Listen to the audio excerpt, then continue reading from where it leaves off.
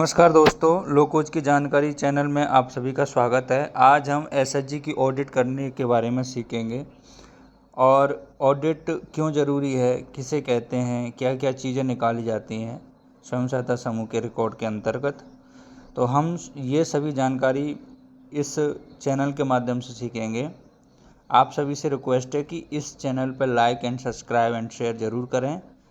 अपने उन दोस्तों को शेयर करें जो ये काम को करते हैं। अपनी जो समूह की जो महिला हैं जो रिकॉर्ड लिखने का काम करती हैं, उन सभी के साथ शेयर करें ताकि वो इस प्रक्रिया को समझ सकें और अपने समूह की ऑडिट समय पर निकाल सकें। तो आइए देखते हैं किस तरीके से समूह की ऑडिट होती है, क्यों ज़रूरी है, क्या लाभ हैं और किस तरीके से क्या क्या चीज़ें निकाली जाएंगी। तो ये हम सब देखेंगे। सबसे पहले हम देखते हैं कि स्वयं सहायता समूह की ऑडिट कहते किसे हैं। ऑडिट वह प्रक्रिया है जिसमें समूह के सभी वित्तीय एवं प्रशासनिक अभिलेखों की जांच की जाती है ताकि यह सुनिश्चित हो सके कि समूह का कार्य नियमों के अनुसार और पारदर्शी और सही तरीके से चल रहा है। एसएचजी ऑडिट में क्या क्या देखा जाता है। एसएचजी ऑडिट में हमें क्या क्या चीज़ें देखनी हैं जब हम एसएचजी की ऑडिट करने के लिए बैठते हैं या किसी भी एसएचजी की ऑडिट करने के लिए जाते हैं, तो वहाँ पे हमें कौन कौन से रिकॉर्डों को देखने की ज़रूरत पड़ेगी, कौन कौन सी चीज़ों को देखने की ज़रूरत पड़ेगी। तो सबसे पहले है बचत और ऋण का रिकॉर्ड। हमें सबसे पहले बचत और ऋण का रिकॉर्ड निकालना है जो सदस्यों के द्वारा लेन देन किया जाता है। समूह से ग्राम संगठन से जो भी लेन देन किया जाता है उन ऋण के बारे में भी हमें जानकारी लेनी पड़ेगी। दूसरा है नगद पुस्तिका। नगद पुस्तिका के माध्यम से बैंक और कैश जो भी हमारा लेन देन किया जाता है उस सभी रिकॉर्ड की हमें जानकारी करनी है। तीसरा है बैंक पासबुक और बैंक लेन देन, बैठक कार्रवाई रजिस्टर, साथ साथ में उपस्थिति, बचत, ऋण और आय व्यय और उनके जो वहाँ पे जो खर्चे हुए हैं, वाउचर जो हैं, बिल जो हैं, उनके सत्यापन की जांच करना, ये हमारे ऑडिट के अंतर्गत देखा जाता है। ऑडिट की क्या क्या आवश्यकताएं हैं। ऑडिट में समूह के रिकॉर्ड की सत्यता की जांच की जाती है, ठीक है, कि वो रिकॉर्ड सही तरीके से चल रहा है कि नहीं चल रहा, वो नियमों का पालन कर रहा है कि नहीं कर रहा। वित्तीय पारदर्शिता एवं जवाबदेही को सुनिश्चित करना। वित्तीय पारदर्शिता मतलब जो पैसे का जो लेन देन चल रहा है, जो सदस्यों को दिया जाता है, बचत वगैरह ली जाती है, वो सही तरीके से लिखा जा रहा है कि नहीं।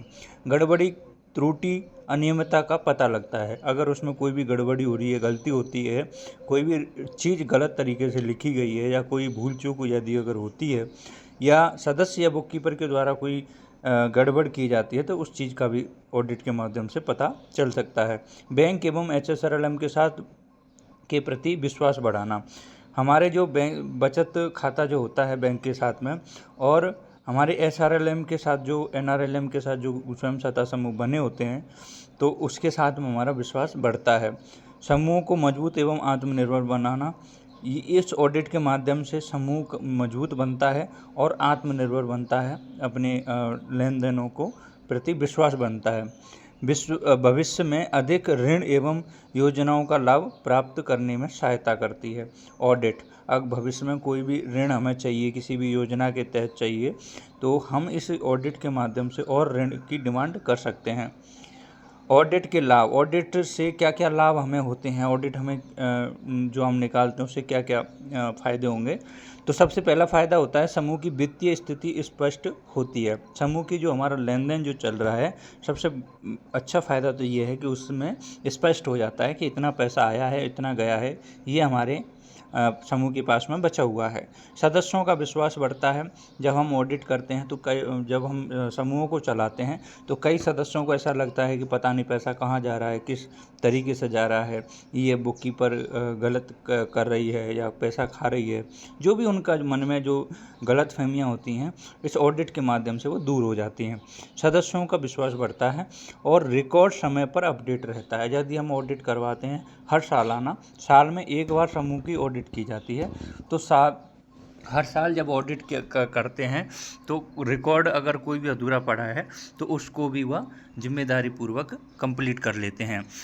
बैंक से ऋण प्राप्त करने की सुविधा होती है। ऑडिट के जब हम ऑडिट करते हैं, बैंकों को ये सारा अपना रिकॉर्ड दिखाते हैं, तो बैंक हमें जल्दी और समय पर ऋण दे पाता है। धोखाधड़ी एवं वित्तीय अनियमितता पर रोक लगती है। अगर कोई समूह में गड़बड़ चल रही है, कोई बुक कीपर या सदस्य पैसा ले रहा है जो भर नहीं रहा है, या सदस्य और बाकी सदस्यों को नहीं पता है और वह कई महीनों से, कई सालों से पैसा लेके बैठी है, वापस नहीं कर रही, तो इन सब चीज़ों के बारे में भी पता चल जाता है। समूह की ग्रेडिंग एवं प्रदर्शन में सुधार होता है। जब हम समूह की ग्रेडिंग करते हैं तो उसके अंतर्गत भी सुधार होता है। जो भी इंडिकेटर, जो भी बिंदु कम काम करते हैं तो उस पर हम फोकस कर सकते हैं और आगे आने वाले समय में उन सब चीज़ों का सुधार कर सकते हैं। इसीलिए हमारे स्वयं सहायता समूह की ऑडिट ज़रूरी है। हमें साल में एक बार स्वयं सहायता समूह की और 6 महीने में एक बार ग्राम संगठन की और 3 महीने में एक बार CLF की, साल में 4 बार और साल में 2 बार ग्राम संगठन की ऑडिट करवाना बहुत अनिवार्य है, ताकि हम अपने समय पर रहते हुए रिकॉर्ड के बारे में जानकारी प्राप्त कर सकें। हमें ऑडिट के अंतर्गत किन किन फॉर्मेटों को, किन किन चीज़ों को, पहलुओं को रखना है, किस तरीके से जोड़ घट करना है, किस तरीके से उन सब चीज़ों को व्यवस्थित रूप से रखेंगे, आगे वाली शीट में समझते हैं। सबसे पहले फॉर्मेट है ये, इसमें लिखा हुआ है हरियाणा राज्य ग्रामीण आजीविका मिशन, जिला रेवाड़ी, स्वयं सहायता समूह ऑडिट शीट। जब सबसे फर्स्ट ऑडिट फॉर्मेट के अंतर्गत सबसे पहले हम इस फॉर्मेट को भरेंगे। तो उसमें सबसे पहले हमारे समूह का बेसिक जानकारी के बारे में हम देखते हैं। सबसे पहला है स्वयं सहायता समूह का नाम। सबसे पहले ऊपर स्वयं सहायता समूह का नाम भरेंगे। वो किस गांव का है, किस ब्लॉक का है, किस जिले का है, किस राज्य का है। VO का नाम भरेंगे, किस VO में वो जुड़ा हुआ है, समूह कब बना है और उसका खाता नंबर क्या है, वह किस ब्रांच में उसका खाता है और कौन सी बैंक में है। ऑडिट कहाँ से कहाँ तक की जाएगी, ऑडिट किस तारीख में कर रहे हैं, बुक कीपर का नाम, वो मोबाइल नंबर और पदाधिकारी के नाम और मोबाइल नंबर सहित। यहाँ तक ये हमें भरना है। इसके बाद हमें दूसरी शीट का प्रयोग करना है। दूसरी शीट के अंतर्गत हम देखते हैं, इसमें मैं आपको बता देता हूँ कि इसमें हम बचत, ऋण और बकाया के बारे में, जो बकाया होता है, किस्त जमा होती है और बचत जो होती है, उसके बारे में जानकारी प्राप्त करते हैं शीट के माध्यम से। तो सबसे फर्स्ट ऊपर जो है समूह का नाम भरना है, जो हमने फर्स्ट शीट में भरी थी अभी। गठन, किस गठन में वो बना हुआ है, किस गांव का वो समूह है, गांव का नाम, और किस ऑडिट कहाँ से कहाँ तक की जा रही है। मैं आपको एक बात इसमें निश्चित करा देता हूँ कि ऑडिट, ये जो फॉर्मेट है वो गठन डेट से लेकर के और लास्ट जब तक आप कर रहे हो, जब तक आप इस शीट को प्रयोग कर सकते हो। आगे भरनी कैसी है वो अभी मैं बताता हूँ। बुक कीपर का नाम यहाँ पे भरना है और मोबाइल नंबर की जानकारी यहाँ देनी है। दूसरा, ग्राम संगठन का नाम, जो हम फर्स्ट शीट में भर रहे थे, वो मोटा मोटा जानकारी हमने यहाँ पे लिया है। यहाँ पे फर्स्ट क्रम संख्या, यहाँ पे 1 से लेकर 13 मेंबरों तक की हम जानकारी दे सकते हैं।